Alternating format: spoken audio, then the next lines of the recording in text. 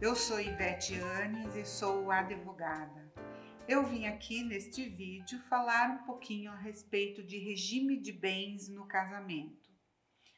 Muitas pessoas não dão muita importância sobre o regime de bens e às vezes até mesmo que elas deem importância, elas não sabem as reais consequências do regime de bens escolhido para o casamento e a sua sucessão hereditária.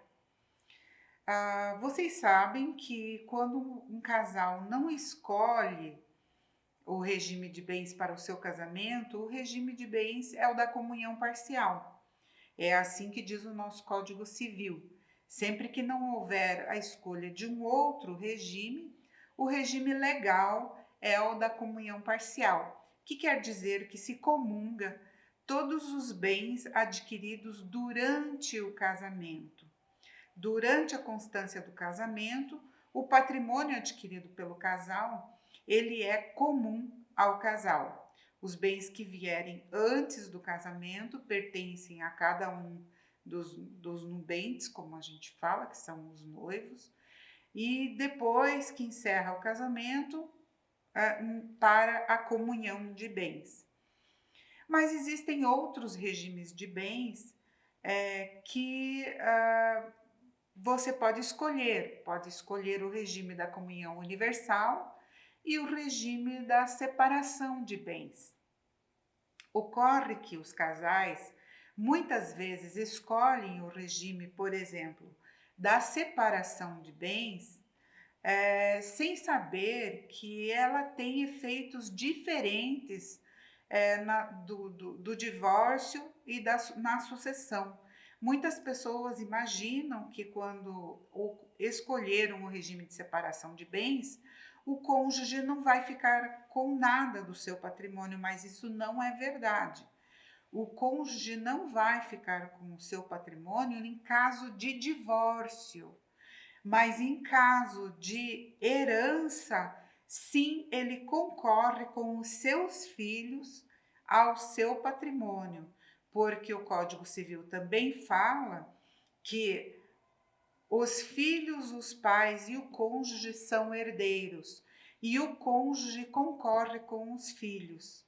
Deste modo, é importante que você saiba que, ao escolher o regime de separação de bens, você só está separando os bens do período até o divórcio. Se você estiver casado até a data da sua transição para outra vida, o seu cônjuge, mesmo casado em separação de bens, é seu herdeiro. Por isso é muito importante você ter essa compreensão e não imaginar que o seu patrimônio está completamente isolado e que ele não será partilhado com o seu cônjuge. No caso da comunhão parcial, mesmo havendo o falecimento de um dos cônjuges, o patrimônio ele é dividido ao meio, então o cônjuge é meeiro e não herdeiro.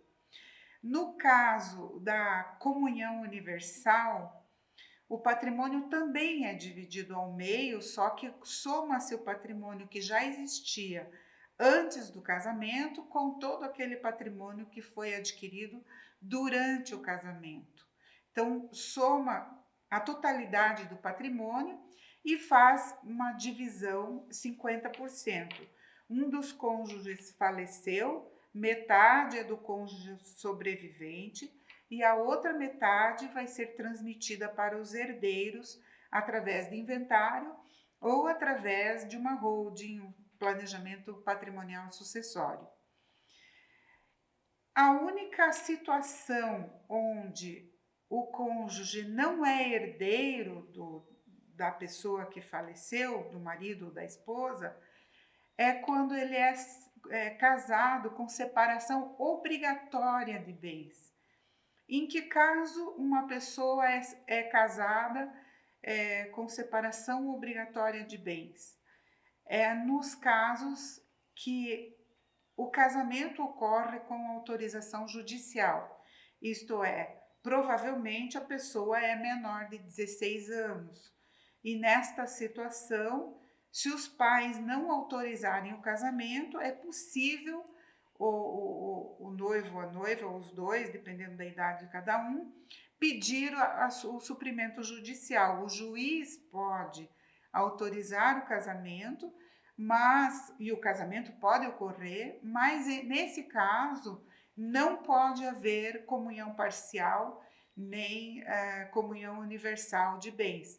Nesse caso, o regime de bens terá que ser o da separação obrigatória, o que quer dizer que não comunga nem os bens que já existiam, nem os bens adquiridos durante o casamento, nem depois da morte do cônjuge. Agora, tem uma outra situação que as pessoas contraem casamento com separação obrigatória de bens. É quando um dos noivos tem mais de 70 anos. Essa idade foi mudando ao longo do tempo. No Código Civil anterior, até 2002, era 50 anos para a mulher e 60 anos para o homem. Depois passou a ser de 60 anos para os dois, e agora a legislação alterou-se em 2012, e a partir dos 70 anos é que é exigido o regime de separação obrigatória por lei. O casal não tem o direito de escolher o regime de bens em caso de um dos cônjuges ter mais de 70 anos. Essa decisão legal é tomada pelo Congresso Nacional para proteger os casamentos por interesse, para evitar que alguém se case com uma pessoa simplesmente pelo interesse patrimonial. Desta forma, quem é casado pelo regime obrigatório de bens não herda nem nada dos bens do cônjuge. Quem vai herdar realmente são os filhos, os netos, enfim, os herdeiros necessários. Nesta situação, o cônjuge não é herdeiro do falecido. O viúvo ou a viúva não tem direito a ficar com os bens do falecido.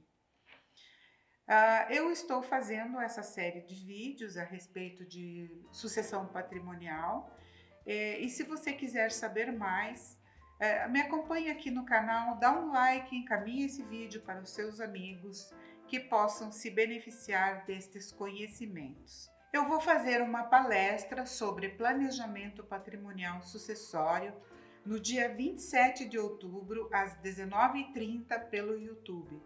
Se inscreva no link que está abaixo e participe, você vai receber muitas informações importantes para a sua vida.